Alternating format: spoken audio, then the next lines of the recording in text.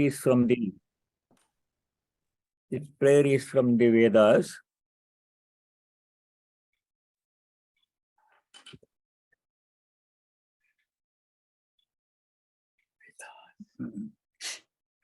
From the Krishna Yajurveda. Yajurveda has two branches, Shukla Yajurveda and Krishna Yajurveda. It's a long story why there are two branches, but this from the Krishna Yajurveda. Those days in the Vedic times, the ancient rishis saw divinity in all, God in all. Everything in nature, they perceived the presence of God and prayed. So that is why we have the long tradition of worshipping God in so many different forms. We worship trees, we worship animals, we worship human being, God in human form, in animal form, in tree form, in earth, in sun. Every day people pray to sun, Sandhya Vandanam 3 times, because the same divinity resides in all. That's what we have been studying in the Gita, which will come today also. Everywhere in the Gita, Bhagavan Sri Krishna says, God is present in all, I am present in all. So they saw this and experienced divine presence in all. So that prayer is very interesting. This is in the Vedanta Kesari, this journal that comes from Chennai Ramakrishna Math. This journal was started by Swami Vivekananda. Rinadi Namaskar. Swami Vivekananda, when he was in America, he sent some money to devotees in Chennai to start a journal, magazine for Vedanta. So this is that one. So I'll read this, and the translation is there. Om Madhvatarutayate madhuksharanti sindhavah madhvirna santoshadhi madhunaktamutoshisi madhamatparthivagam rajah madhudyaurastu pita madhuman no vanaspatir madhumagam astu suryah madhvirgavo bhavantuna. May the winds bring sweetness to the one who performs yajna. May the ocean's rivers flow with sweetness. May the plants be sweet. May the night and dawn bring sweetness to us. May the earthly realm and the fatherly heaven may also bring sweetness to life. May the trees be endowed with sweetness and the sun be sweet to us. May our cows, cattle be endowed with sweetness. May there be sweetness in all of nature. Om Shanti Shanti Shanti. This mantra invokes the sweetness and pleasantness all around. At the outset, sweetness is sought for the person who performs yajna.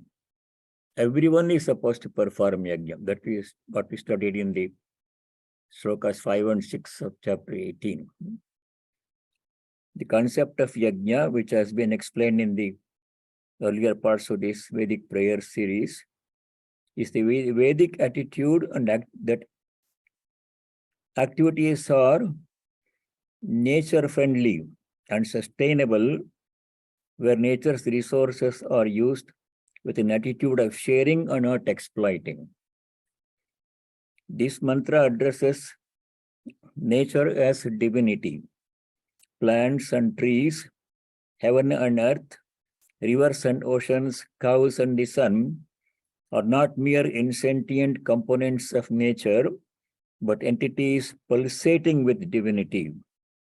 The Vedic outlook is a prayerful approach to these aspects of nature, This attitude of perceiving divinity in nature is the panacea to the current consumerist mindset, perceiving God in all, everywhere, even in inanimate objects, in furniture, in things that we use daily, in nature, in sky, in the earth, in the moon and sun, in wind, in rivers and trees, everywhere God's presence is present, vividly pulsating.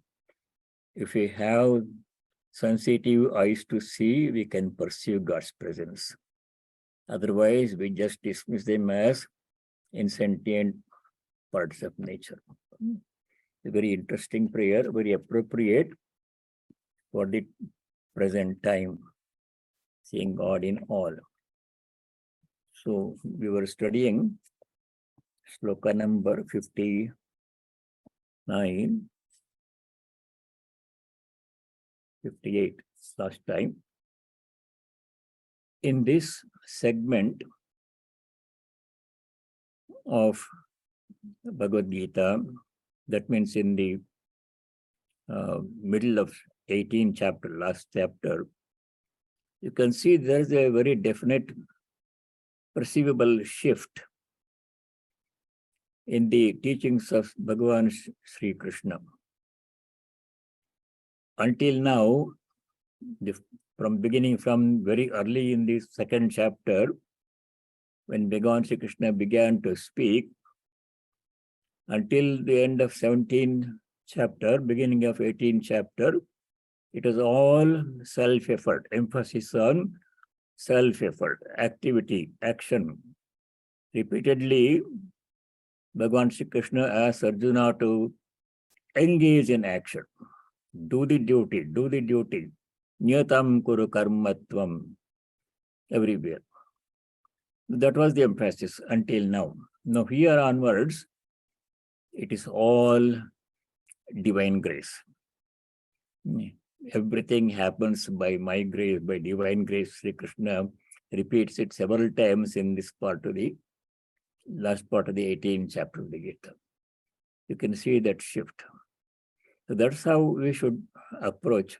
In the beginning, if we simply say, oh, everything happens by the grace of God, then we just will not do anything. Temptation is to not do everything. He will provide. Why should I worry? Well, he will provide. Like that, inactivity will come. Passivity, dependence will come. Inactivity will come. That is not good. We have to exert. We have to work to the fullest extent possible. Then when our self-effort reaches its limit, then divine grace takes over. It's there from beginning. Even self-effort is because of divine grace. Even the small little thing that we do, which we call our effort, is also because of divine grace. But if we don't use it, and simply say everything happens by God's grace, then we are doing a big mistake. To understand where is the part of how much is self-effort and when divine grace we should depend upon divine grace, Sri Ramakrishna's parable is very helpful. Imagine that a cow is tied to a tree or a pole with a 10-15 foot long rope. And that cow has full freedom in that limited area, 15 foot radius circle. It can way about, sit down, whatever, eat all the grass available, whatever it wants to do, it can do in that circle, 15-foot radius circle. And then beyond that, it cannot go. There its self-effort ends. Now, if the cow does not eat anything, simply sits there, not hungry, maybe not interested in food. So it's simply sitting there, so nothing happens. It'll be there sitting there, nothing happens. But if it finishes eating all the grass available to it in their circle of 15-foot radius, then if it is trying to reach out, cannot reach out, then the owner of the cow will come and he will say, oh, this cow needs more food. It has finished everything available to it, has done its part. Now let me extend the rope like that. The other example is A child is playing with toys. So many different toys are there, and the child is happy playing with the toys, and it is absorbed in the play. The mother is watching, and she lets the child play. She has given her toys. And when the child finishes its play and is tired of the toys and pushes them aside and cries, "Oh, mother, mom," like that one, then she will come, take the child and comfort the child and give it food or whatever it needs. So that child, until the child becomes tired of the play and wants only the mother, until then the mother let the child play. So we have to do our self-effort to the extent possible. Then we should say, "Oh Lord, I have done my best. Now I have to depend upon you." So we have to take the first step towards God. Then he will take 10 steps towards us. This is what Swami Turiyanandaji wrote in one of his letters. Many saints have given the same teaching. You have to take the first step, God will come closer to you.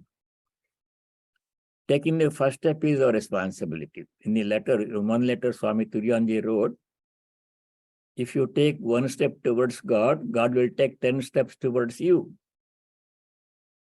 But he said this is writing from his experience. He felt it. So if we don't take the first step, we are happy where we are, then there is no need for God to come on. Yeah. He is happy where we are. He thinks we are happy where we are staying. There is no need to move. So we have to take the first step towards God. We should tell, "Oh Lord, I want only you. I don't want all this world, this holy world, all the things where the people look for happiness, family, job, money, wealth, property, possessions, power, fame. These things I don't want, and I want only you." When you come to that conclusion, then the Lord is ready there, willing, open to receive us. That is where this divine grace begins to be felt. It's there from beginning. Even our self-effort is because of His grace only. But we should use that and not be inactive. We should not say everything happened by His grace. I would not have to do anything, not like that. So until then, Sri Krishna says, do your duty, get up, fight, get up and fight. Yato yuddhaya yujyasva, he said. And when Bhagavan began to give his teachings in the second chapter, first chapter is all Arjuna's explanation of his problem, his dilemma, all first chapter. Second chapter, Bhagavan begins his teaching. When he begins his teaching, the very first thing that he says is what?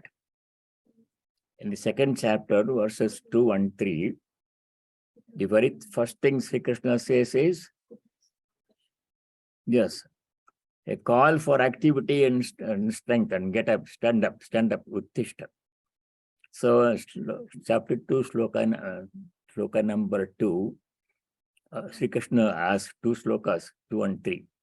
Sri Krishna tells Arjuna, from where this weakness has come upon you, at this juncture on the battlefield, when you are supposed to manifest your full power as a Kshatriya, at this juncture, you are saying, "Oh, I don't want to fight. My Gandiva have fallen down from my hand is trembling, my mouth has become dry, and I cannot do anything." All this crying like a weak person at this juncture. From where this weakness has come? Get up, he says. He says, strongly he says to get up. Go from where this weakness has come upon you. Unbecoming of you, a Kshatriya. Verses 2 and 3 in second chapter. Kutastva kashmalamidam vishame samapasthitam anaryajushtam asvargyam akirtikaram arjuna. Anaryajushtam. This weakness is not becoming of a noble person, or you are like you are born Kshatriya, full of power, ability and skill in fighting everything. Klaibyam masmagama partha. Klaibya means weakness, unmanliness, unbecoming of a Kshatriya. Naitottvai papadyate. This is unbecoming, uncharacteristic of you. You are not like that. Shudram hridaya daurbalyam chaktva uttishta parantapa. O Arjuna, who can torture enemies, parantapa. Idam Kashmalam, giving up this unbecoming weakness, Tyaktva, giving up Uttishta, stand up, he says. That is the first instruction Sri Krishna gave. And Swami Vivekananda said that these two slokas 2 and 3 in the Gita, they contain the essence of the Bhagavad Gita, calls for strength, not for weakness. A weak person cannot achieve anything in the world, cannot achieve God realization. In the Upanishad, it says, Nayamatma balahinena labhyaha. Balahinena means a person without strength, it cannot achieve Atmajnana, no God realization. Strength is the same, moral, mental strength is necessary. So that is what the emphasis was until now.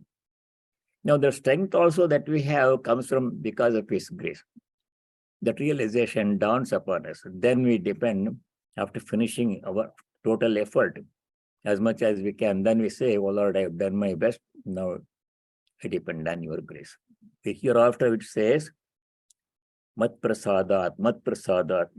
The phrase Mat prasada comes in 56, chapter 18, 56, which we read last week.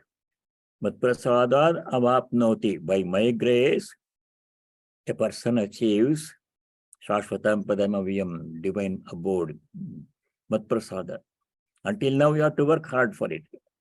And in the 11th chapter, sloka 33, Sri Krishna actually scolds Arjuna. He says, he says to Arjuna, you have to get up and start fighting. Tasmat muttishta, get up. Yashola basva, gain fame by conquering the enemies. Jitva shatrun, conquering the enemies. Samruddham Rajyam Bhungshva, 1133. Enjoy the vast kingdom. Samruddham Rajyam Bhungshva. This is the instruction they gave. Now, after doing all of that, he says here, sloka 56, chapter 18, Sarva karmani sada kurvano madhyapashrayaha matprasadad apnoti. By my grace, a person achieves Shashvatam Padamavayam, a divine abode, eternal divine abode, by my grace. Until now, your effort. So that balance we have to understand. We have to exert to the full extent possible. Then we say, oh Lord, I have done my best. Now it's all your grace hereafter. Then again, in 56, Mat Prasadad, 58 also, that also we read last time. Machitta sarva durgani matprasadat tarishyasi. Matprasadat came here. By my grace. Tarishyasi, you will cross over. Sarva durgani, all obstacles. Durga means obstacles. By my grace. And then 58, let us do 58. From there we can continue. Machitta sarva durgani matprasadat tarishyasi. Atachetvam ahamkarat na shroshyasi vinangshasi. Sri Krishna gives a warning, a dire warning here to Arjuna. If you don't follow the instructions and if you, out of your own ignorance and egoism, if you say, I don't want to fight, not going to happen. You will perish. Vinangshasi means you will perish, he says. Caution he gives to Arjuna. After giving all the instructions why you should fight and you should self-effort, this and that, then he says, if you don't listen to this advice, ahankarat, because of your egoism, as if you are making the decision, nashroshyasi, if you don't listen to my advice. So Sravana means hearing. You don't listen to my advice, what happens? Vinangshasi, you will perish. So it's a warning to all of us. So far, so many instructions have been given by the Lord, how we should lead our life, how we should do everything as yajna, how we should share what we have, dana, all those things. He has given how we should do tapas, purity of thought, speech, and mind in 17th chapter. All of those instructions he has given, we have to follow this. If we don't do that one, and do whatever we like to do, not what we are required to do, then we will not be able to succeed in getting anything, not only in the worldly life, much less in, let alone in spiritual life. Atachetam ahankarat. Chet means if. Because of ahankara, your egoism, nashroshyasi. The word na is there. Nashroshyasi. If you don't listen to my advice, vinangsyasi, you will perish. That was 58. Now we go to next sloka, 15:9. Same warning. Yadahankaramashritya nayotsya iti manyase mityaisha vyavasayaste prakartistvam niyokshyati. Again he says, if ahankarat, because of your egoism, egoism means I know everything, I don't have to listen to anybody. I know what I want to do, what I do. You don't tell me. Like this, some people, they are not willing to take advice. If friends and well-wishers say, it is not good, don't do this, do this. No. I know what to do, what I want to do. Don't tell me. Some people are like that. They're not willing to receive advice. Egoism. So Sri Krishna says to Arjuna, Yad ahankara mashritya. Nayotsya iti manyase. Yotsya means I don't want to. Nayotsya means I don't want to fight. You see the word nayotsya? Nayotsya, it must be. I don't want to fight. I will not fight. Iti manyase. If you think you cannot, you don't want to fight. That's what Arjuna said in the beginning. First chapter, I don't want to fight. How can I kill all this? Bhishma, Drona, Karna, Duryodhana, Dushasana, all my cousins and relatives and teachers like that. Not better to go and to Bhikshatana, begging, live in the forest. All these things you are saying, philosophy he was talking, didn't want to do his duty. If you do that one, because of egoism, ahankara, nayotsya, I don't want to fight it. If you think like that, esha vyavasayaha mithya. Mithya esha vyavasaya. Vyavasaya means your decision, your resolve not to fight. Mithya, not going to work. It's futile. Then prakrtistvam niyokshyati. Your prakriti, your very nature will make you work. You may say, I don't want to fight, but your very nature, which is Kshatriya nature, born of Kshatriya, inherited tendencies for many lifetimes, that will make you fight. This is what Sri Ramakrishna said to Swami Vivekananda, young Naren. And Sri Ramakrishna asked him one day, what do you want to do in life? Swamiji said, young Swami Vivekananda said, I just want to remain absorbed in Nirvikalpa Samadhi all the time. And once in 2 or 3 days, I want to come out to waking state, turn from Samadhi and eat some food to keep the body, go back into Samadhi. That's what I want to do, he said, Naren. That he thought that was the highest goal of life, to remain in Samadhi all the time. Sri Ramakrishna actually scolded him. You are such a petty-minded person, I did not know. That's not the goal, your goal. Your goal must be much higher. For an ordinary being, achieving Samadhi is the biggest thing. Nothing greater than that for people, ordinary people. But not for Swami Vivekananda. He was one of the Ishvara Kotis. Especially brought down from his eternal state of Samadhi he was as a Rishi. Sri Ramakrishna brought him down to human level to take human birth, not to remain absorbed in Samadhi. He was already in Samadhi as one of the Rishis. His birth was necessitated to help other people. Great people like Nitya Siddha, like Swami Vivekananda and Swami Brahmarupananda, all those people, they are not born to work out their karma. They are not like ordinary jivas like us. We are born because we have karma to work out, we have desires to fulfill. We did some good, we did some bad, we have to go through the result of those past karma. So we are born. Our birth is driven by karma. Our life is driven by karma.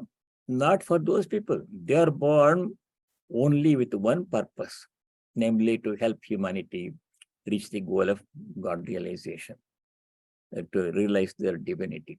That's why Swamiji was born. So Sri Ramakrishna reminds them, your goal is not to just for yourself remain samadhi. What a small thing it is for you. Instead, you should become like a banyan tree, he says. A banyan tree is a huge tree which provides shelter to a lot of small beings and gives shade and everything. Not a small tree. So on a banyan tree, many small beings like squirrels and birds and bees and butterflies, they all live there. So much shade the tree gives, it serves a bigger purpose. You should be like that one.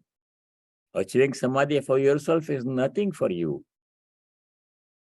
So you should help thousands of other people to achieve samadhi. That's why you are born here.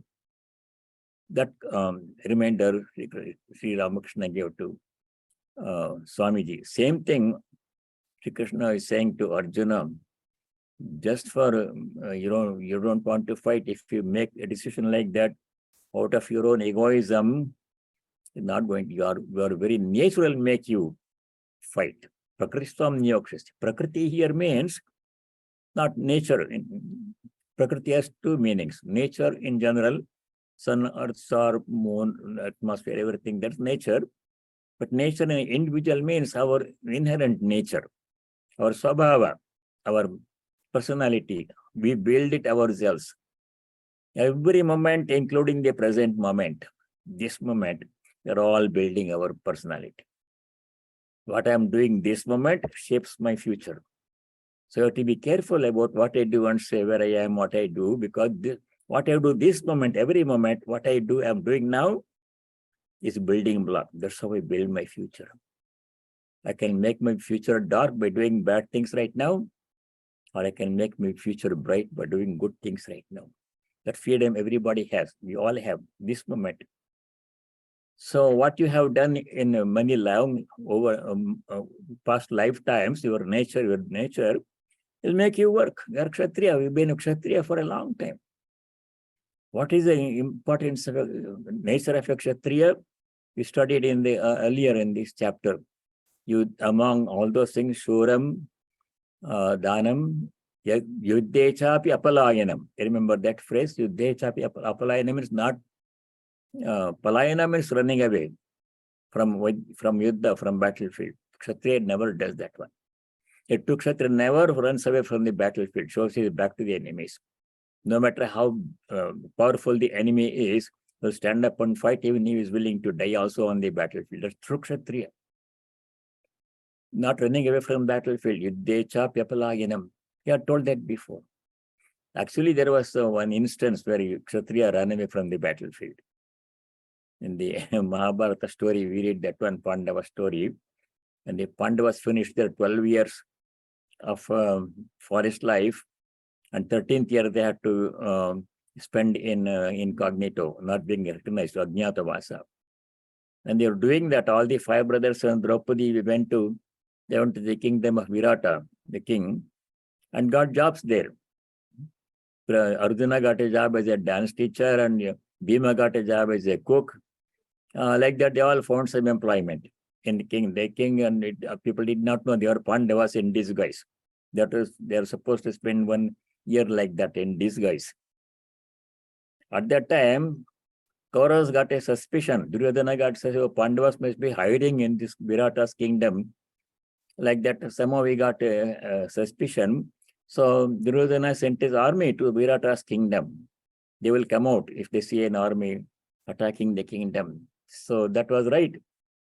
So when Duryodhana's army came to Virata's kingdom, tried to occupy, Virata's son was there, a Kshatriya prince.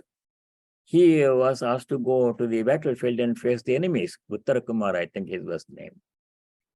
But he didn't want to go. He was a Kshatriya, the king's son, supposed to go and meet the enemies and fight with them. No, he was afraid to face the enemy.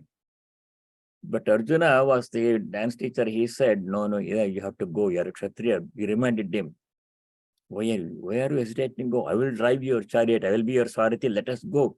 Arjuna tells him. So Uttarakumara gets into the chariot. Arjuna becomes the charioteer and he drives. As soon as Uttarakumara saw the Kauravas army, again he ran away from the battlefield. That's not Kshatriya. A true Kshatriya never shows his back to the enemy. Stands up and fight even if he's going to be killed in the war. That's his nature, Prakriti. You're like that. Even if you don't, going back to 59, Nityaisha Vyavasayasta, your decision not to fight is not going to work, Mr. Prakritistam Niyokshati, your very nature will make you fight. As Sri Ramakrishna said to Naren, you're being in Samadhi, your very nature will make you go out and work hard and help thousands of people. That's what you're meant to do. Your mission in life, not to remain in Samadhi for yourself. What is that big thing for you? So that is a warning. We all have our Prakriti. We have inherited tendencies. We have made it ourselves. Our Prakriti is made by ourselves. Who else makes? Every action, every thought, every word I speak shapes my personality. That's why I've been developing myself. What I am this moment is all done by me alone. Good or bad, happy, unhappy, whatever, ignorant or whatever I am, I made myself. Nobody made me like this. My own Prakriti. I can improve if I want to by doing the right things this moment, every moment. Or I can go down by neglecting and doing nothing. It's up to me, to everyone. This was explained in an earlier sloka in 3rd chapter, 33. Prakritim yanti bhutani. Every being follows its own nature, lives according to its own inherited tendency. So then, Sri Krishna says you have to get up and fight. Your decision not to fight is not going to work. Your very nature will make you fight. Then you go to sloka number 60.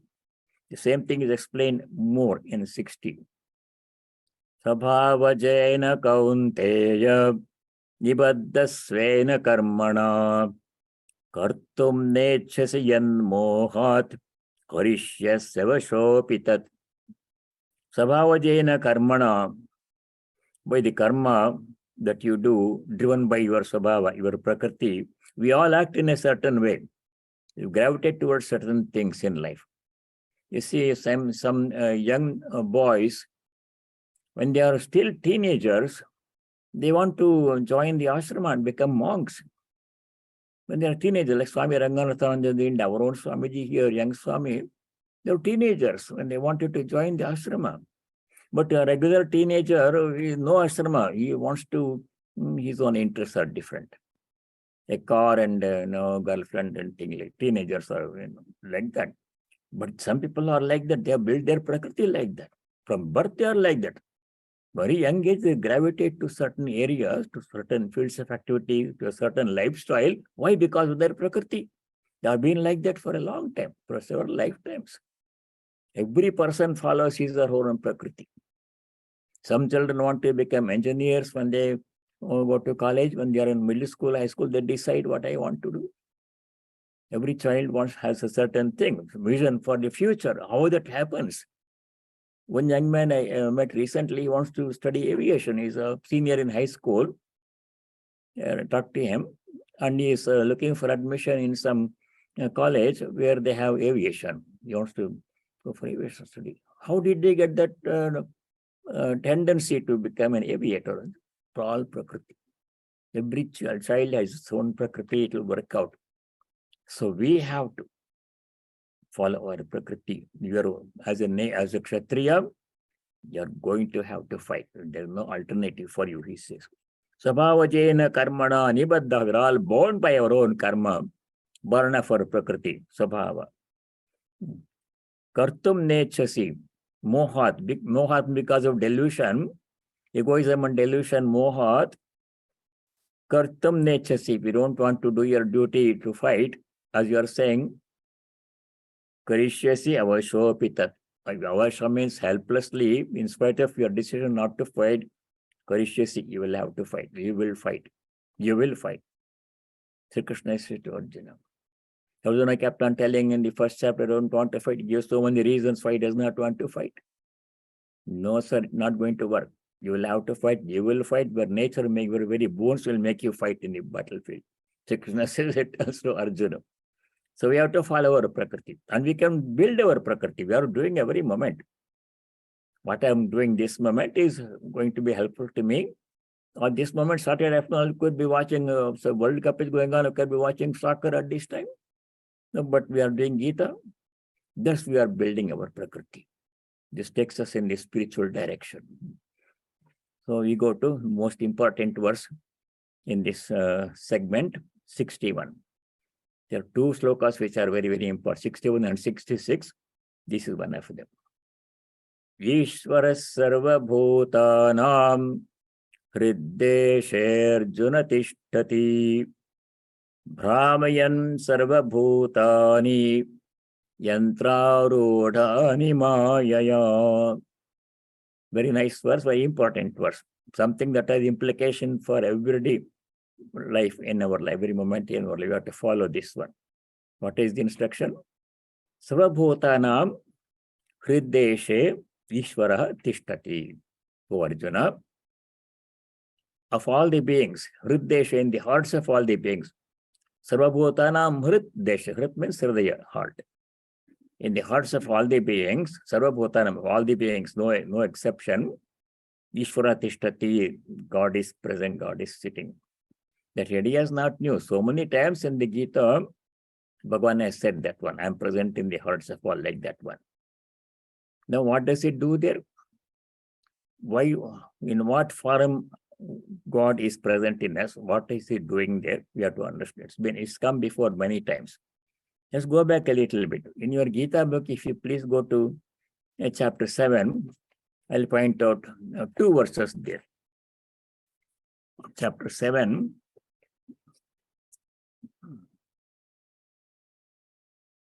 Sloka number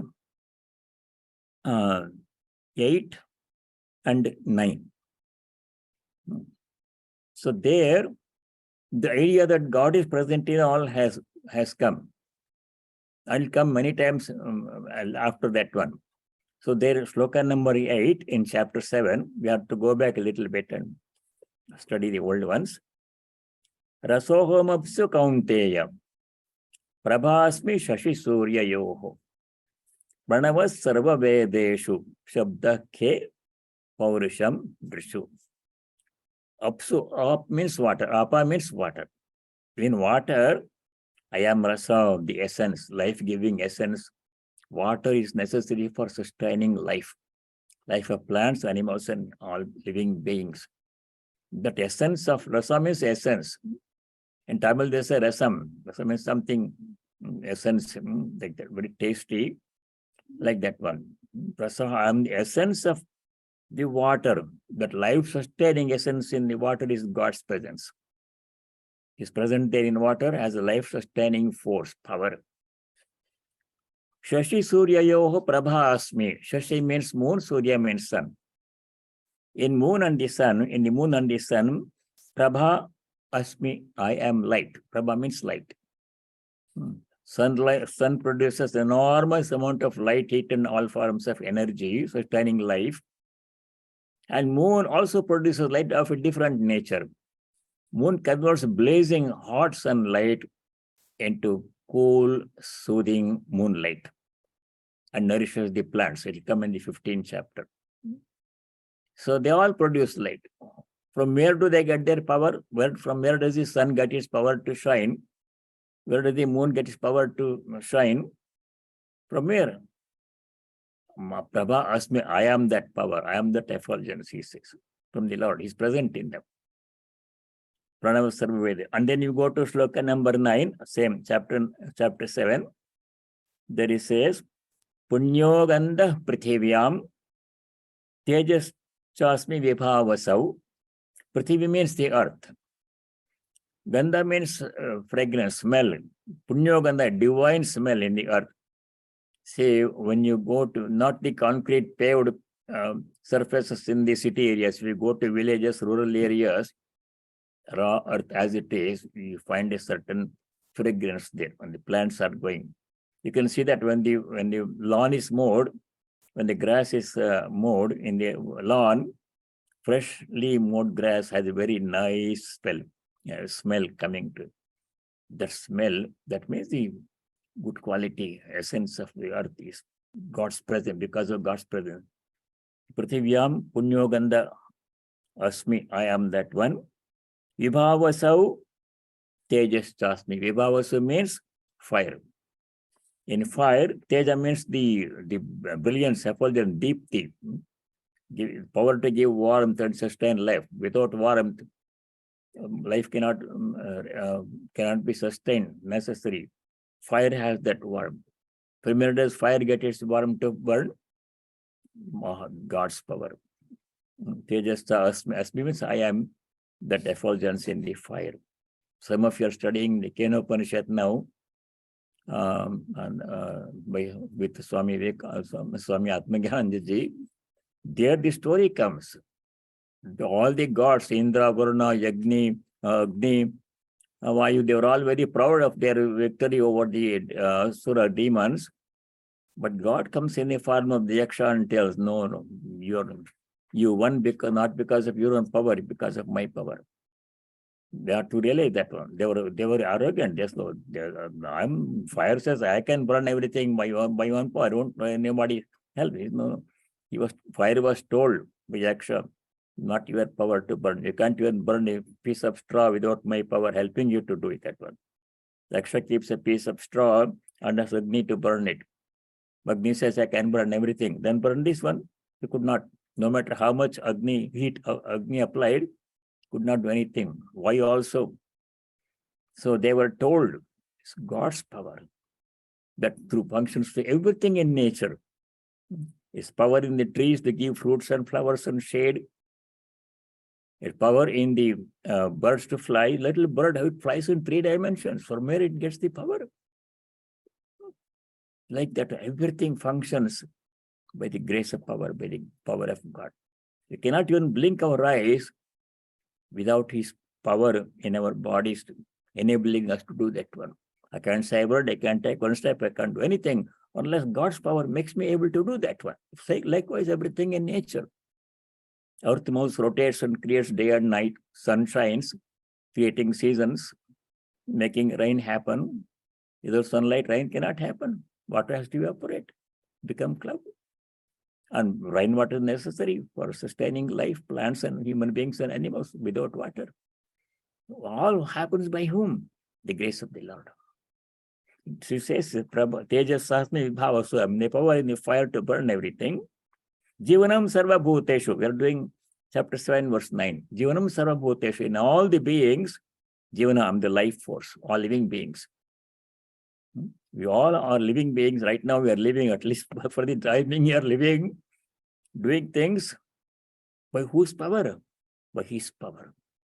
Jivanam Sarvabhuti is life principle in all living beings. Tapas Chasmi Tapas Vishu. Like that, he began his presence is there everywhere, in every small thing, in every atom his presence is there. So much energy in the atom. Hidden in every atom, such a small thing. From where? God's power. So he coming back to verse 61 in chapter 18.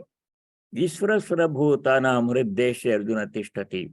Arjuna, Surabhutanam Hriddesha, in the hearts of all the beings, Ishvara Tishtati, the Lord is present, enabling everything to happen.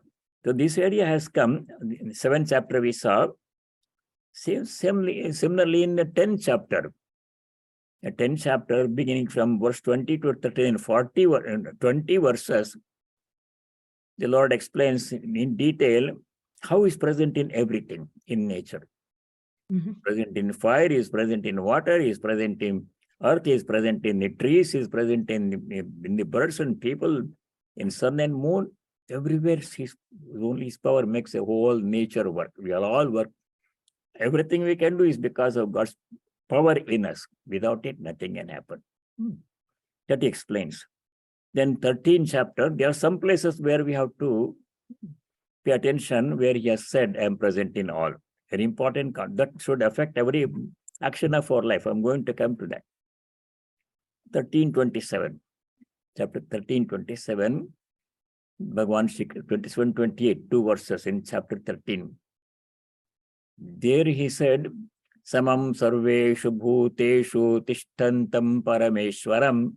Parameshwara, Supreme Lord, sarveshu bhuteshu, in all the beings, no exception there, including inanimate objects.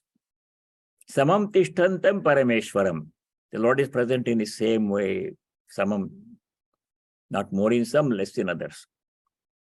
The question comes, if he is present in the same way in every being, why people are so different from each other? Some are very nice people, sattvic people, saintly people, some are wicked people, and so many in between people. Why the difference if God is present in all in the same way? This question Sri Ramakrishna addressed. He explained to Ishwar Chandra Vidyasagar when he visited him. He says, the difference is not in his presence, in the manifestation degree to which he appears through the body and mind. How do we know God's presence? Through body and the mind. It's in the mind that differences arise. As you saw before, minds can be sattvic, rajasic, tamasic. In a tamasic mind also God is present. In the person with a tamasic mind, God is present in his heart. But his mind is tamasic. That means full of violence or laziness or all those. Person is rajasic, greed and desire, want to do this, get that one. Sattvic person wants to do good things, nice things, pray to God, help other people. So all the differences are in the minds to the extent to which they modify, they cultivate their minds. Otherwise, God's presence is the same. How is it to be explained? Give an example. On a bright sunny day, you go to the front yard and see sunlight is falling on all the things in the same way. Sun gives the same amount of heat.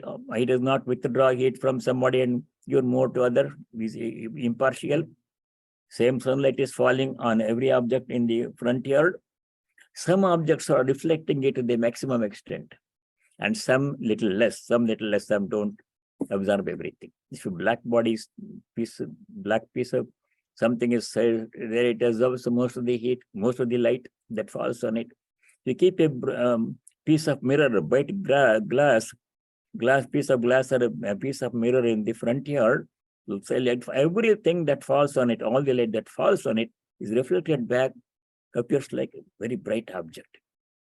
Sunlight is the same on everyone. God's power is same on everyone. But the degree to which we reflect sun's light, God's power in us, varies from person to person because of the degree to which our minds are polished. If your mind is fully polished, free from all impurities like lust, anger, greed, etc., then I can reflect God's light fully. People call me a saintly person, purity, and I can radiate peace and joy to whoever comes. I can be that one. If I polish my mind, make my mind very pure, free from all impurities. Or if I make my mind impure by entertaining all kinds of bad thoughts, same sun, God's presence is present in me, but I'm not reflecting anything. Dark person. People don't want to look at my face. Evil face. Left to me. Each being reflects God's presence to a different degree. Animals less than human beings, and plants less than animals, and among people, so much variation. Very saintly people, 100%, you can see God's presence there. If you go near them, you'll feel the divine presence. You will automatically feel peaceful, joyful, and calm. Go to somebody, you will get bad vibes. Rajasic person, tamasic person. So God's presence is same in all. So going back to 13:27, Samam sarveshu bhuteshu tishtantam parameshwaram. The Lord sitting in, Parameshwara sitting in hearts of all being alike. Vinashyatsu avinashyantam.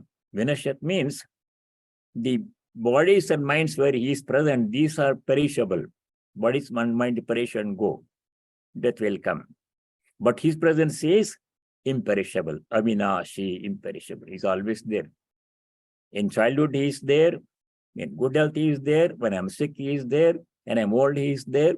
And at die also, he is there. His presence is constant, does not come and go, does not increase and decrease, same. But the container varies, comes and goes, body comes and goes, body becomes old and sick or remains in good health. Regardless of the nature of the container, the content is always there. He is the content in all of us. He is there in all. So that is 13:27. Again in 15th chapter, 15th verse. These are things we have to remember, not necessarily the number, but the content we have to remember. There Bhagavan said, 15:15, easy to remember. He says, Sarvasya chaham hridi sannivishtaha. Sarvasya hridi, in the hearts of all, aham sannivishtaha. I am present, the Lord is saying, unequivocally. So what do all these things indicate? These things are, and he's 1861, which you are doing now, he says, Ishvaraha sarvabhutanam hriddeshe tishtati. Now, what does it mean to us? How does it change my life? I still have to get up and go to work every day. God is present, I agree. But how does it affect my work? We have to see God's presence every moment within myself and in all the beings around me with whom I work.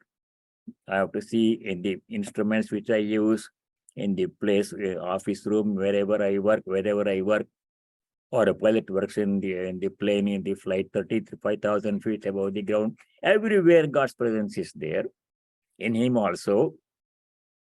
And that we should keep in mind when we do any kind of work. When I say a word, I should say, I'm saying this word. Who is going to listen to my words? Some people are listening to my words. Who is listening? God in all these people. Everyone listening to this talk, the Lord is there in all of them, listening to what I say. So I should be careful what I say. He is hearing through so many pairs of ears. So I should say only what makes sense, what is true, what is relevant. I should not say nonsense because God is listening. You already did study that one, 13:13. In chapter 13, sloka 13, he says, all hands are God's hands. Sarvata pani padam. All feet are God's feet. Sarvatokshi shiro mukam. All eyes are God's eyes. All ears are God's ears. All heads are, all faces are God's face. Whomever you see, you are saying whom? God. Because He present in them. That person may be young or old, ugly or beautiful, handsome, does not matter. He's present. You're seeing God's face. Every time you see somebody, you're seeing the Lord. In that person, you have to remember that's how we should relate to that person, not as a person, but as God Himself. Come in that form. Great saints do this one. They always behave with everybody, seeing God's presence in everybody around them. I give an example. Take the life of Holy Mother. They don't openly give a lecture on that one. Holy Mother never said, oh, you see God in everyone. She never said that one. But that's how she behaved. She saw God's presence in all. Take the example of the story of the man Hamzad, that Muslim fellow man, who was a worker in the farm, mulberry farm, silk industry. The mulberry leaves are given to a silkworm. It was a cottage industry those days. The people used to work in the farms producing mulberry trees and leaves to silk. Silk industry was a cottage industry. People used to weave, make silk, yarn and cloth in their home. Later, British people brought the power loom, and silk industry became in the power industry. This cottage industry was lost. They lost their job, livelihood. They had to find something. So this man, one of them, Amzad, no education, nothing. He couldn't find any other job. So what he had to do? He had to do something to find things. So he started stealing things. Police caught him and put him in jail. After some time, he was released. Then where does he go? Nobody will give him a job. He has no education. Plus, he was in jail. So what he does? Somebody told him there's a mother is there. You go. She will give you something. So I went and stood in front of Holy Mother's cottage in Jaramati. Oh, Mother, I have come. I need help. She came out and looked at this man, Muslim man, and they are from a Brahmin family, but it did not matter. She invited him, made him sit down, brought food, sat by his side, fed him. Man was hungry. No job, nothing. Fed him, my child, please eat. She sat by him and made him eat like a mother feeds her child. Treated him so kindly. And all the other family members became unhappy. He is a Muslim, you're entertaining him, you're Brahmins, you lose your caste, forget about it. You know what she said? When other people objected to her treating this Muslim man with so much kindness, and she said something to remember for our life. Holy Mother said, Amzad is as much my child as Sharat is. This is what she said. Amzad is as much my child as Sharat is. Sharat is Swami Sharadananda, one of the disciples of Sri Ramakrishna, 16 monastic disciples. He was one of them. Among all the 16 disciples, including Swami Vivekananda, he was one of them. Sharat was outstanding. He became known as Swami Sharadananda. He came to this country also for a short time. Why did he become so outstanding among all the 16 disciples, Sharadananda? Because among all the sannyasi disciples of Sri Ramakrishna, it was only he that was able to write the biography of Sri Ramakrishna, not even Swami Vivekananda. He wrote Sri Ramakrishna biography, Sri Ramakrishna, the great master. That was outstanding ability that only he had. Swami accepted that one. So that person who supported Holy Mother built a house for her in Calcutta, Udbodan house, stayed there, served her day and night, took care of her. That person, and this Amzad, who has no education, no virtue, nothing, and stealing and caught by police and put in jail. She says, they both are same to me. How can it be? They're poles apart. The only thing common between Amzad and Sharat Maharaj is what? God's presence. Everything else different. Their minds are so different. Their activities are so different. Their lifestyle is so different.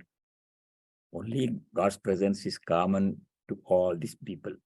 Regardless of any other qualification or ability or anything, God's presence is same in all. Same in Amzad, same in Sharat Maharaj. Same in all of us.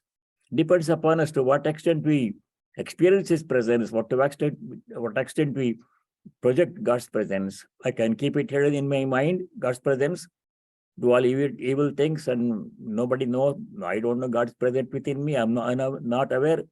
Nobody can see God's presence in me. I can be like that, or I can fully manifest God's power, presence in me by leading a pure life, can be a beacon light for other people to follow. Choice is up to me. So when we deal with somebody or with something, even inanimate object, I should remember God's presence in that one. See somebody in India, we have the nice way of greeting, Namaste, Namaskar, Jai Shri Krishna, Jai Ram Ji Ki. Take God's name, remind God's presence in the person. You don't say hi, you say Namaskar, Namaste, Jai Ram Ji Ki, Ram Ram, Jai Shri Krishna. This one, we have to see God's presence in all, recognize God's presence in all. That's why this sloka idea comes so many times in the Gita. Again and again, Sri Krishna emphasizes that one, I am present in all. So you have to practice His presence. Practicing the presence of God is what Brother Lawrence did. The story you have heard, it has come so many times before. He was an ordinary person, a war veteran, with not much education in France, injured in war, leg injury. He joined a monastery. He was given the work of a cook in the monastery kitchen, and those in 17th century. He was born in 1611. There was no electricity, no flowing water, everything had to be done manually. He had to cook for others. Hard work. And he did that. Everything he did, he just followed one idea only. He was not a scholar, did not study Gita or Veda or Upanishads, nothing. Not even Christian scripture. One thing he did in his life. What did he do? Everything that he did, cooking, cleaning, serving other monks, he did as if it is worship of God, seeing God in all. This little book that many of you know that one, Practice of the Presence of God by Brother Lawrence. He didn't write any book for publication. He wrote letters, and those 16 letters are there. That letter that he wrote. Not an educated man, not a scholar. So God in all. So the one thing that we have to do is to do all our work as worship of God, seeing God in everyone involved in the work situation. Co-workers, people in a family, people in a social environment, whomever we come across, whatever we come across, if you see God's presence, even momentarily remind ourselves God is present to begin with. That's the right thing to do. We'll feel God's presence. Tangibly, we'll feel. We're not feeling now, but if you persist in this practice of seeing God in all and everything, by His grace, we'll be able to see God's presence tangibly in all and everything, as Holy Mother did in Amzad also. That is why this teaching has come so many times in the Gita. Sri Krishna hammers it again and again. I'm present in all, I'm present in all. So Swami Vivekananda said these two verses, 27, 28 in the Gita, 13th chapter, Samam Sarveshu Bhuteshu Tishtantam Parameshwaram, they contain the key to the teachings of the Gita. God's presence in all. So that should govern all of our relationship, not only with people, with animals, plants, with work, with objects. Even in the Holy Mother's household, one day a lady swept the floor with a broom and carelessly threw the broom somewhere. Holy Mother said, no, not that way. Keep the broom after using it nicely. It's a assigned place. Thanking the broom for helping you in your work. Same place it has to be kept after use because of two reasons. One is sheer expediency. Next time when you want to use the broom, you don't have to search all over the place. Where is the broom? Where is the broom? Keep in the same place, predictable. You know where to find it. Everything its place in the household. Second reason is, in the broom also same divine consciousness is there. It cannot speak because of its nature. Same divinity present in me is present in the broom. If you only eyes to see that God's presence. If you have the eyes, we can see. So we have to treat everything with gentleness. Inanimate objects, books and furniture, shoes and everything, nicely keep them in the place divine, remembering divine presence. He himself has become the whole universe, whole nature. He has himself become. Who else is there but He? Everywhere you see, whatever you see, whomever you see, is all He.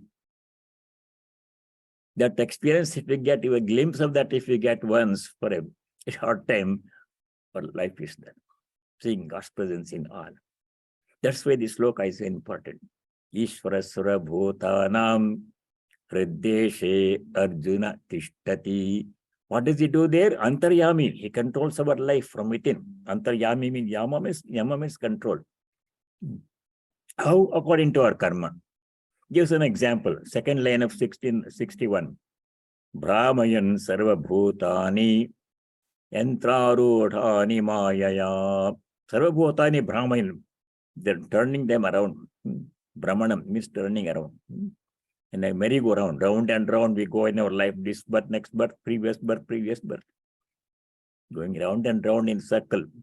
Birth, middle, young age, youth, middle age, old age, death, birth, going on. So you are going in cycles. How long this cycle will continue? As long as we want, we can stop it now, go to God and never come back. Eternal abode we can get is in our hands. Or we can keep coming back if we want to. It depends upon what we want to do. So for those who want to end the cycle of birth and the same experience over and over again, enough of this, I had so many. I want only God. If you make the decision, you can go to Him, stay there in His eternal abode, no coming back. Yad gatva nanivartante taddhama paramam mama. We saw earlier. So that is why we have to practice the presence of God in all and everything. There He is there in every one of us. Controlling our lives according to our karma. Some people suffer, some people enjoy, some are happy, some are unhappy, some are in between. Why? All our prakriti, our svabhava, our karma, what we do, good and bad. According to that, it dispenses the fruits of our karma from within. So if we do good karma, happiness will come. Peace will come, joy will come, bad karma, suffering will come. It is in our hands. So, conclusion is 61. Seeing the presence of God in all and everything, all the time. In every action we see God's presence. Every action is worship. Every action is offering to Him. Everything is divine, including the book, everything. I conclude with a small very small person, incident, nothing great, nothing very spectacular. When I was in college, junior college, I was reading a book, and my visitor came to our family, distant relative, a Vedic scholar. So when he came, I closed the book, kept it, and started talking to him. And he didn't say anything. After some time, he told me, see, you were reading the book when I came, and you kept the book like this. Please keep the book always like this. But it's not a big spectacular teaching. I kept the book upside down. He said, keep it upside up. What a big, nothing spectacular about it, but shows every small action that I do, every small thing that I do, like keeping a book on the table, nothing great about it, has to be done carefully, seeing divine presence in the book and in the table. We should try to feel that divine presence in all. It is such a small thing. So that's why Sri Krishna says, whatever work you do it as an offering to me, as worship, nicely, with devotion, with joy, efficiently, not wasting time, material, other people's time, everything nicely as if it is worship. That will bring joy and peace. And to be able to see God's presence in all and everything, vividly, tangibly, that's the goal of our life. And you start doing that from this moment onwards. He's there in all. So let me say the concluding prayer. Om Sarve Bhavantu Sukhinah, Sarve Santu Niramayah, Sarve Bhadrani Pashyantu, Ma Kaschid Dukkha Bhag Bhavet. Om Shanti Shanti Shanti. Om, may all be happy. May all be free from suffering, ill health, and other problems. May all realize and practice what is noble, dharmic, and auspicious. May no one be subject to misery. Om, peace. May there be peace and joy in our hearts. May there be peace and harmony amongst all beings. And may there be peace everywhere in nature. Hari Om Tat Sat Sarvam Sri Ramakrishna Arpanamastu. Thank you all and stay well, and God willing, see you. Let me ask you questions, Swamiji. Yes. Hold on 1 second. Let me put on my earphones. I can hear. Okay.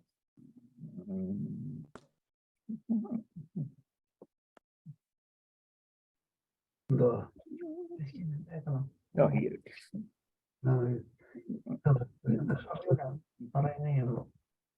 Leaving meeting. Okay. Okay. Pranam, Swamiji. Namaskar. You said that we have to see the divine in everybody. But we don't have to accept their ill behavior, because if we see, we're not at the state of divine mother. Yeah, right. So we have to be careful. I mean, we see the divine in there, but if they are apply that carefully.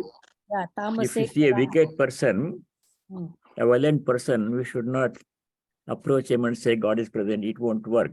From a distance. Right. To understand this one, remember Sri Ramakrishna's parable of a Gurukulam. A student was working in the forest Gurukulam. After morning class, they were all doing their duties, all the boys. One boy was working in the gardens, one were working in the kitchen, one was working collecting firewoods and everything. The wild elephant comes in the forest. Mahout and the elephant, yeah. The Mahout says, get out of the way. All the boys run away and found some safety place. But one boy stood there right in the path of the elephant to say, oh, elephant Narayana, our teacher said God is present in all, and you also, I am praying to you like that. That won't work with the elephant. Elephant does not know anything about God or anything, especially wild elephant. The wild elephant threw the boy and went its way. And he was injured, and he was taken back to the Gurukulam, and the teacher asked him, what happened? Why didn't you run away? All the other boys ran away when they saw the wild elephant. Otherwise, sir, every day you say in class that God is present in all, including animals also. So I tried to pray to the wild elephant God. When the teacher said, "Oh, you didn't perceive the presence of God in the Mahout, who was asking you to go away, only the elephant." So it's true, God is present in tiger also. When you go to Yesu, we should not go close to tiger, stay away from the other side of the fence. From a distance, we say, I bow down to you, God is present in you, but you are not aware of it, not ready for it. From distance, I do namaskar, you stay there, I stay here, like that one.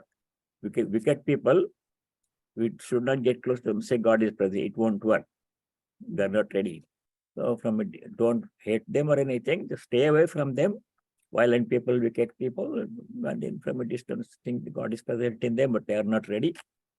They're not So I will, awakened yet. yeah, show respect Not to them. awakened, or and well, we can pray for them. You pray for them, you have to pray for them. Right. Another question was, you said earlier, and then how do we know that we have performed our utmost self-efforts? Because everybody's definition of a self-effort is varied, right? So how do we know we have done the most effort? God, now help me. How do we know when we have done it? Because everybody's definition is so different. Other people can know to some extent whether you have done your best or not, but the best person to know the limit is yourself. Mm. So my supervisor can tell when I have done my best, when I have not done my best, if he knows me well in a workplace. But I don't have to depend on it. I should be responsible for doing my best. Is my conscience, my own awareness. Have I done? There is the limit. Is there something more I can do, better I can do?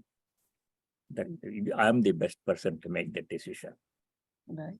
rather than giving it to somebody to tell me you're not done your best. Swamiji, we throw away the trash, right? Huh? We throw away the trash. Trash we throw away. Huh? What about the presence of divine in that?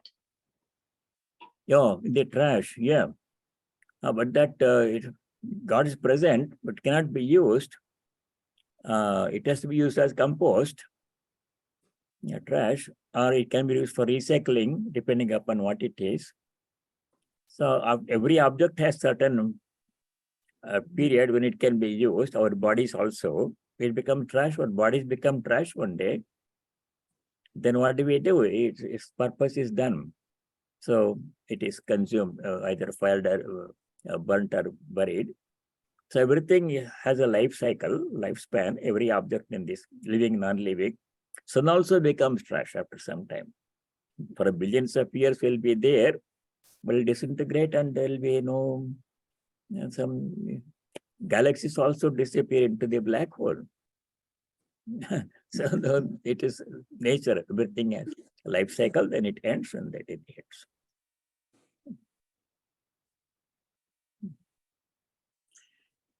Very good. Even after the life cycle ends, they say Om always remains.